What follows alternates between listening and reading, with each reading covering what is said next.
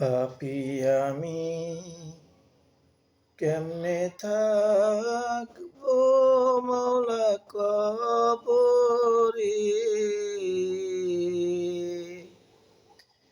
সাথী নাই রে বাতি নাই রে আল্লাহ ওই ঘরে, সাথী নাই রে বাতি নাই রে আল্লাহ ওই ঘরে। পাপী আমি কেমনে থাকবো মওলা কবরে,